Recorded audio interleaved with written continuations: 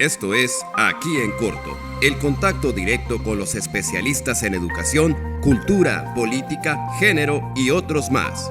Aquí en Corto, por el Colegio de Sonora. Hola, bienvenidos a un espacio más del Colegio de Sonora. Mi nombre es Nayeli Alvírez y como siempre es un placer que nos sintonicen a través de los canales institucionales del Colegio de Sonora. En esta ocasión me da mucho gusto poder platicar con el maestro en Ciencias Sociales Jesús Eduardo López Gastelum, que es egresado del Colegio de Sonora de la línea de investigación de estudios en salud y sociedad. Jesús Eduardo, bienvenido. Muchas gracias, Nayeli. Muchas gracias a todo el equipo aquí en Corto, a Daniel también, por la invitación. Así es, pues Eduardo nos estará acompañando a lo largo de este programa, como siempre, con un tema muy interesante que en esta ocasión tiene que ver propiamente con su tema de investigación durante su estancia como estudiante y ya hoy egresado del Colegio de Sonora.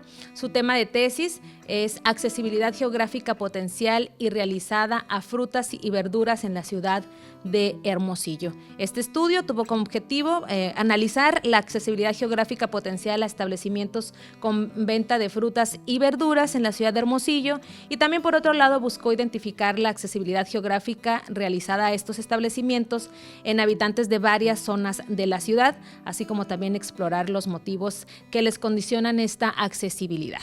Pero bueno, para poner un poquito más en contexto, poco a poco iremos desmenuzando el tema, Eduardo, y pues me gustaría muchísimo que fueras tú quien nos fueras platicando de entrada qué fue lo que te motivó a tomar este tema y bueno, iremos poco a poco platicando qué fue lo que descubriste, pero primero platícame qué fue lo que te motivó. Lo que me motivó a estudiar este tema.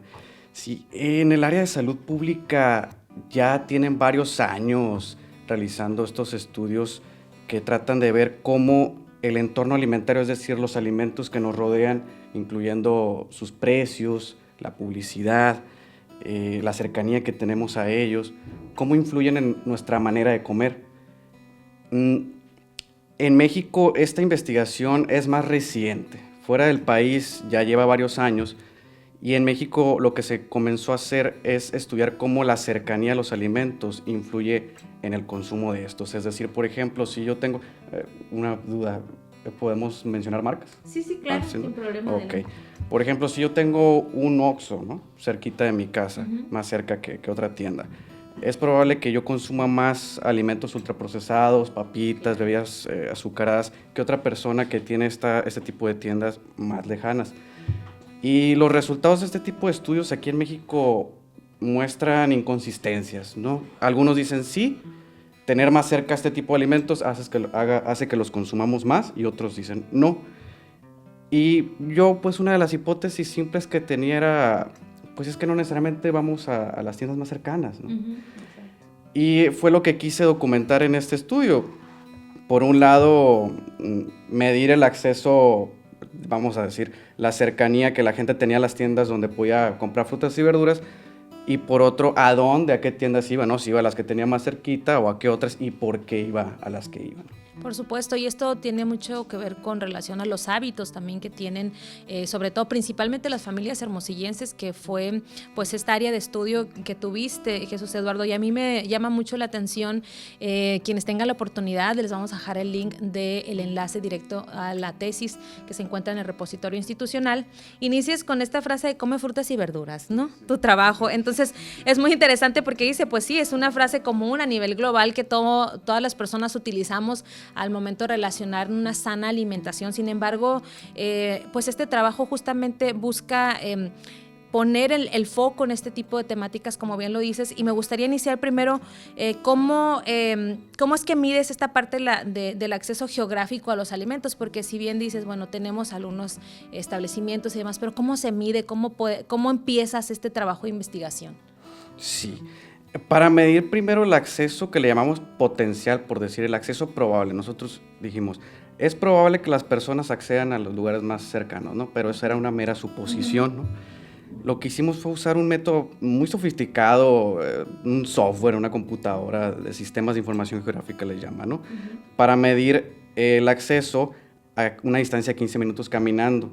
Consideramos esta distancia porque en estos momentos está en auge las ciudades de proximidad, le llaman, las ciudades de los 15 minutos, no sé si han escuchado de eso, sobre todo en Francia, en estas ciudades del norte global, ¿no? Europeas, etcétera, de hacer el urbanismo, digamos, más cercano, las cosas más cercanas a la gente, ¿no? Por los beneficios que tiene eso. Entonces dijimos eso, vamos a considerar que 15 minutos caminando es una distancia cercana, es una distancia accesible, y eso considerando el número de tiendas que hay a esa distancia, cuánta población vive en esa zona, porque también esos son variables que usa el método, ¿no? Es un asunto de oferta-demanda, ¿no? Por ejemplo, si una zona tiene el mismo número de tiendas a esa distancia que otra, pero la población es distinta, hay más habitantes aquí que acá, pues es distinta la accesibilidad, no más demanda, ¿no? Por supuesto, claro. Además, perdón que te interrumpa, además también tiene mucho que ver en el caso de Hermosillo, cómo está conformada la ciudad, ¿no? Los sectores y evidentemente algunos comercios, ¿no? Que se van instalando de acuerdo pues a esta urbanización que tenemos aquí en la Ciudad del Sol, ¿no? Sí. Algo que quisimos hacer fue contrastar entre las zonas con alta y baja marginación, cómo era este acceso, ¿no? Y Hermosillo, nosotros usamos el índice de marginación del CONAPO, del Consejo Nacional de Población, y este índice incluye a comunidades rurales, a ciudades, entonces se habla de que tal vez no es muy útil o no es lo más real para medir la marginación en ciudades, ¿no? Digo esto porque en Hermosillo es muy bajo el nivel de marginación, con este índice tal vez si utilizáramos otra medida pudiera salir más alto. Las zonas con mayor marginación están en las periferias, a las orillas de la ciudad, ¿no? Y efectivamente fueron las zonas que tuvieron menos acceso a tiendas. Incluimos 3 tipos de tiendas, para ser así exacto. Supermercados, voy a mencionar marcas, por ejemplo, Ley, Walmart, Soriana. Mini supers los entendimos como estas tiendas más chicas que los supermercados. Podemos hablar de Super del Norte, por ejemplo, Ley Express, una versión más pequeña del supermercado. Y las fruterías, ¿no? Y las fruterías se pueden encontrar en formato aislado como Frutería del Vichy o dentro de un tianguis o de un mercado público.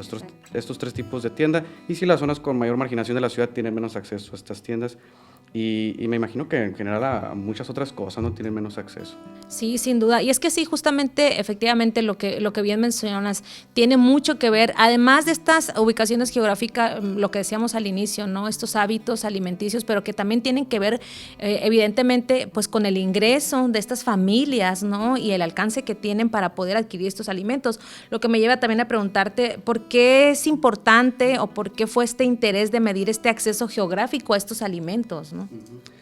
Yo considero que es importante por 2 razones. La primera, por lo que mencionaba al principio, que en salud pública se han hecho estos estudios en México que miden cómo el acceso o la cercanía a estos alimentos se relaciona con el consumo y que hay inconsistencias en los resultados. Entonces creo que este estudio que realizamos es como una invitación a decir, mira, encontramos esto aquí, probablemente es una de las razones por las cuales hay inconsistencias, porque la gente no necesariamente, o por lo menos una gran parte de las personas no asisten o no visitan los lugares más cercanos, ¿no? Las tiendas más cercanas.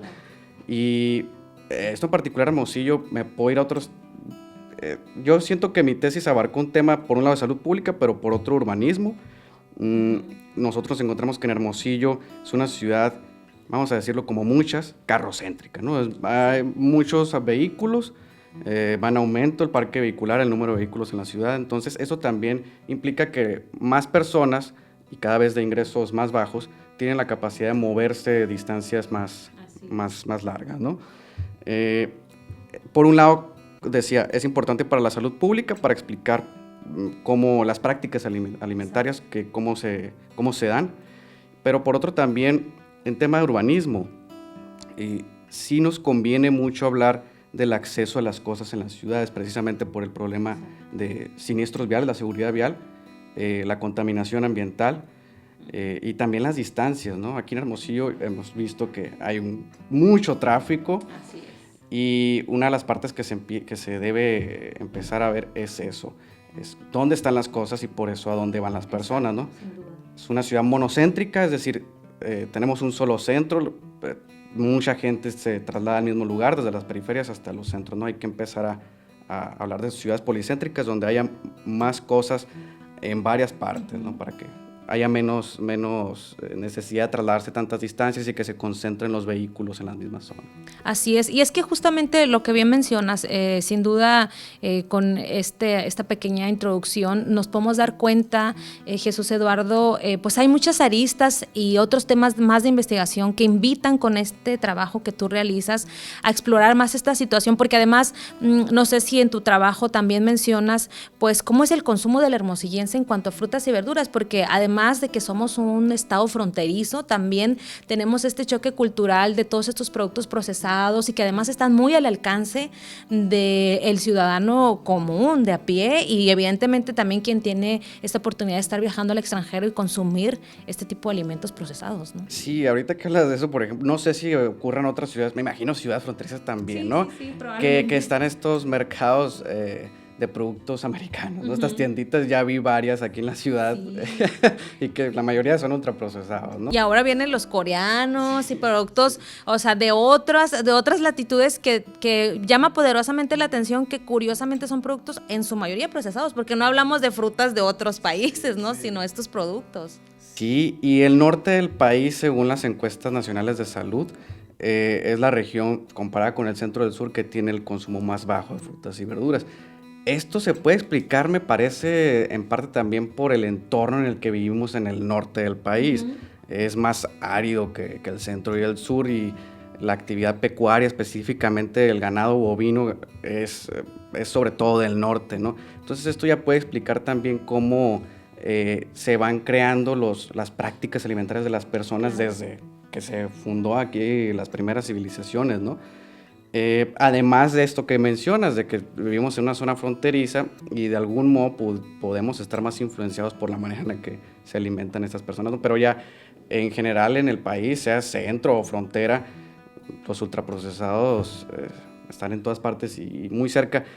Y lo menciono en la tesis, ¿no? Esto pasó en frutas y verduras. Vimos que las personas en general no van a las tiendas más cercanas para comprar frutas y verduras. Las personas que viven en zonas con alta marginación buscan las tiendas donde tienen mejores precios estos productos, las frutas y verduras. Claro. Las personas que viven en zonas con baja marginación buscan la tienda donde tenga la mejor calidad, el producto fresco, bonito. Y respecto a eso de que si no tienen cerca, pues tienen la capacidad, ¿no? Hablo de un concepto que se llama motilidad, capacidad de movilidad de las personas. Tienen la capacidad, ¿por qué? Porque tienen una parada de camión, porque tienen acceso a un automóvil, porque pueden caminar. Entonces, digo, esto fue en frutas y verduras. Considero que en el caso de ultraprocesados tal vez la proximidad o la cercanía influye más en su consumo, ¿no? Sobre todo por los tipos de comercios que se encuentran en ciertos sectores de la ciudad. Pero bueno, regresándome un poquito al tema, Eduardo, en el caso de frutas y verduras regionales, particularmente aquí en Hermosillo, ¿cuáles son? ¿Las ubicaste? ¿Las tienes en tu estudio? ¿Frutas y verduras o negocios? Particularmente frutas y verduras regionales, ¿no? De las que más se podrían, digamos, consumir porque son propias de aquí, del estado, digamos. Fíjate, yo solicité a Zagarpa por transparencia la producción, el rendimiento de frutales y hortalizas en el estado. Sí. Y sí me proporcionaron los datos para ver qué es lo que se produce aquí en el estado, por un lado, pero también qué tanto se queda y qué tanto se va. Exacto, ¿no? Justo, porque además es eso, somos un país exportador, ¿no? O sea, digamos, por ejemplo, por darte un ejemplo, muchas veces decimos, bueno, México es muy buen productor de aguacate, pero la mayoría de este aguacate se va al extranjero, ¿no? Sí, no me dieron el dato de qué tanto se queda y qué tanto se va. Pensaba solicitarlo a la Secretaría de Economía, no sé si puedan proporcionarlo, pero lo que sí me dieron es lo que se produce, ¿no? Por ejemplo, a nivel nacional, Sonora está en primer lugar en calabaza, sandía, papa, calé, pérsimo, uva. Estos son algunos, ¿no? Espárrago, son dátil, por acá en la zona de Altar. Tenemos el primer lugar en producción, producimos más en comparación con el resto de estados. Pero sí faltaría ver eso, qué tanto se queda y qué tanto se va, ¿no? También, por ejemplo, si hablamos tal vez de uva, de espárrago, tal vez no es el producto que más consume el sonorense en términos de fruta y verdura, ¿no? Yo creo que en general hablamos de papa, tomate, chile y cebolla, ¿no? Sí, El sí, clásico. sí. Es lo que consume el hermosillense, ¿no? Además, justamente por la dieta que tiene el hermosillense, ¿no? En el estudio no medimos cuánto consumía de fruta y verdura las personas que entrevistamos. Les preguntamos nada más cuánto gastaban y eso lo utilizamos como un aproximado, decir si consumían más o menos, pero no podemos decir que Claro. consumían más o menos. Pero sí hubo oportunidad de ver en las entrevistas que parece que sí tenemos una poca variedad en el consumo de frutas y verduras, ¿no? Las personas sí mencionaban, no, es que yo voy a esta tienda porque ahí encuentro lo que necesito, la verdad no es que ande buscando frutas o verduras exóticas, así. Sí, sí, sí. ¿Y qué tanto gastan? Porque, bueno, la segunda fase de tu estudio, pues hablas justamente de estas entrevistas semiestructuradas con algunas personas habitantes de estas zonas. ¿Qué tanto es su consumo? ¿Qué tanto invierten económicamente, pues, no, en su despensa en frutas y verduras? Sí, por un lado las personas que viven en zonas con alta marginación gastan más, precisamente por eso, bueno, gastan menos, sí, buscan estos lugares más baratos por su poder adquisitivo. Dividimos para simplificarlo en el estudio un gasto mayor o menor de 500 pesos a la quincena, ¿no? Okay. Entonces, sí, la mayoría de personas que viven en zonas con alta marginación reportaron un gasto menor de 500 pesos a la quincena, ¿no? En comparación con las personas que viven en zonas con baja marginación, reportaron un gasto más alto, que por un lado lo explico en la tesis, bueno, se puede ver precisamente porque estas personas buscan los precios más bajos, ¿no? No podemos saber si estas personas que entrevistamos consumen más o menos, pero a nivel nacional sí hay una encuesta que dice que las personas con menor nivel socioeconómico consumen menos frutas y verduras. Sí, justamente por los precios. Además, decíamos, ¿no? Regularmente cada año la inflación, el costo de los alimentos, sobre todo la canasta básica, sin duda sufre un golpe importante en la economía. Pero también lo que mencionabas hace unos momentos, no sé si nos podrías ahondar un poco más en esta parte que decías hace unos momentos de los 15 minutos de trayecto de las personas. ¿Qué otros productos o qué otras maneras de consumo tienen en estos espacios durante este periodo de tiempo, de tiempo de espacio, ¿no? En su entorno? Sí. Hablando, por ejemplo, de otros tipos de alimentos. Particularmente lo que es frutas y verduras, ¿no? A mí me llamó la atención también porque es algo que no incluimos en la parte donde medimos el acceso potencial de los 15 minutos. Los vendedores de cruceros, ¿no? Los vendedores ambulantes. Ah, claro, también, por supuesto. Sí, entonces sí hubo una persona en particular, bueno, dos personas. Una persona que mencionó que adquiere estas frutas y verduras en el que vende en el crucero, la persona que en el crucero, que también a veces va por las colonias, ¿no? En el carrito. Y otra que mencionó que adquiere estas frutas y verduras en el banco de alimentos. Entonces, es una oportunidad para algunas personas que tienen menos ingresos el banco de alimentos para adquirir a precios más bajos, no gratuitos, pero precios más bajos, paquetes de alimentos, ¿no? Claro, y es que justamente, ¿no? Regularmente quienes hacen el supermercado pues son las amas de casa, quienes pueden hacer este tipo también a veces de comparativos. Claro que hay algunas excepciones de hombres, muchos estudiantes también incluso, ¿no? Que pues son foráneos y que se vienen a estudiar y que de repente pues pueden estar simplemente comprando en un solo lugar y de repente te das cuenta de que hay mucha diversidad. Lo que tú mencionas también de los vendedores de cruceros, sobre todo en frutas y verduras de temporada, ¿no? Sí, sí, y esto que mencionas de como de variedad en el tipo de dónde compran, esperábamos ver tal vez una práctica de compra en los medios digitales, en plataformas, ¿no? En plataformas, Rappi, etcétera. Y sí mencionaron que lo hicieron durante la pandemia, pero ya después lo dejaron de hacer.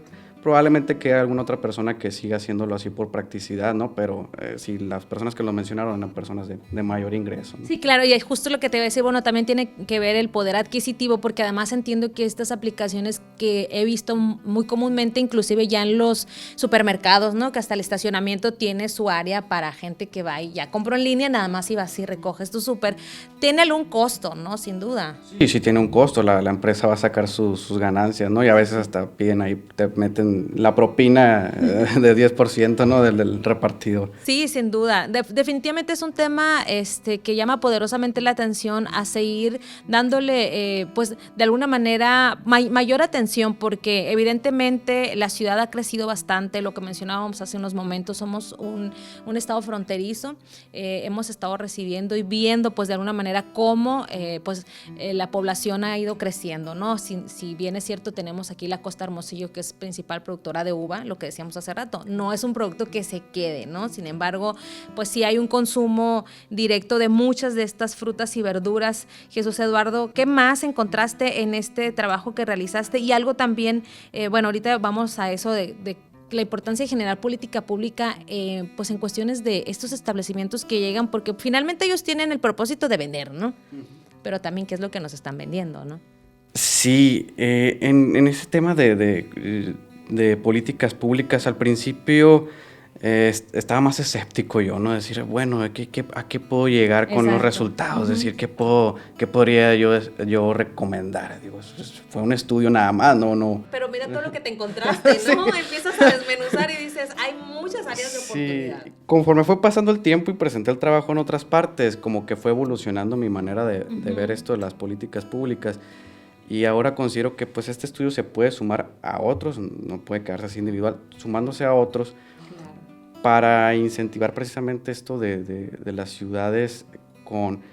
Había un geógrafo estadounidense, Edward Soja, que hablaba de un concepto de justicia espacial, ¿no? Que todas las personas dentro de las ciudades tengamos el mismo acceso a los recursos y la oportunidad de usarlos, ¿no?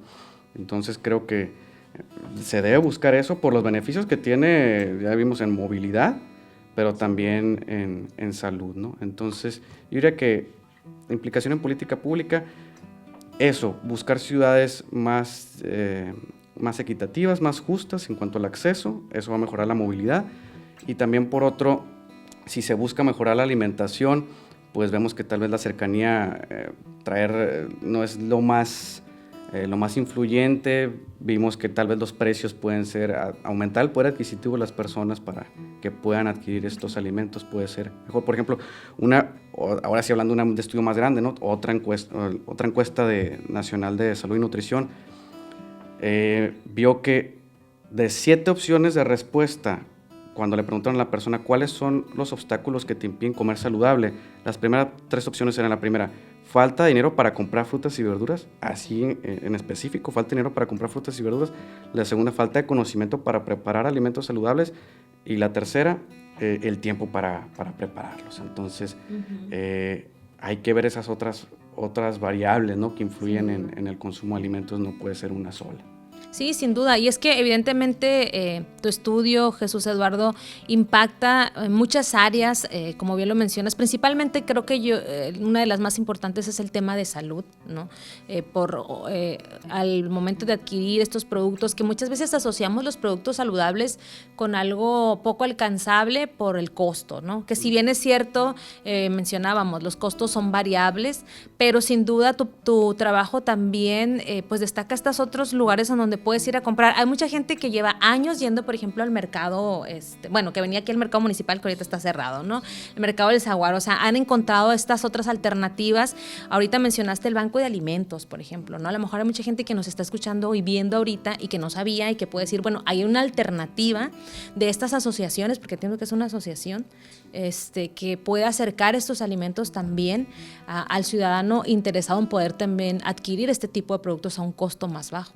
Sí, está el ejemplo del Banco de Alimentos, porque por ejemplo tenemos uno nada más, ¿no? Sí. Y también los mercados públicos y los tianguis. Son lugares donde generalmente, sobre todo los mercados públicos, donde los productos están frescos y más baratos, ¿no? Porque pues lo vende directamente el proveedor, no ya una empresa.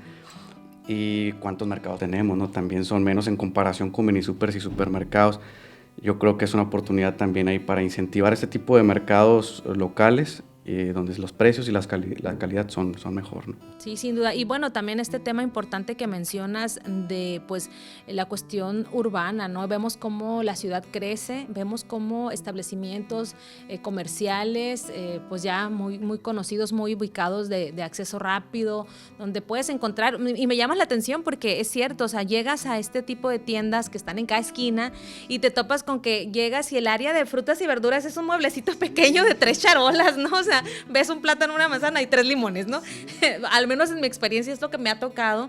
Y entonces es también justo la manera en cómo estamos haciendo esta campaña, en el caso del sector salud, ¿no? Para el consumo de estos alimentos y poderles dar prioridad, ¿no? Sí, ahí veo una oportunidad de investigación a futuro, Sí. ver cómo influyen nuestra manera de alimentarnos estas tiendas de conveniencia, le llaman, ¿no? Sí, claro. Oxxo, 7-Eleven, Farmacia Guadalajara, que es farmacia, pero es un Oxxo con medicamentos, Claro, ¿no? sí. Igual... De hecho, el medicamento está hasta el fondo, ¿no? Sí. O sea, entras y lo primero Sí. que ves son las galletas, el pan, Sí. o sea, toda la comida procesada. Pues, Sí, ¿no? entonces hay una oportunidad ahí de ver cómo está influyendo eso en nuestra manera de comer, ¿no? Además, con nuestra vida cada vez más ajetreada, tenemos menos tiempo y eso está más cerca, entonces ver cómo influye ese tipo de negocio en nuestra manera de comer.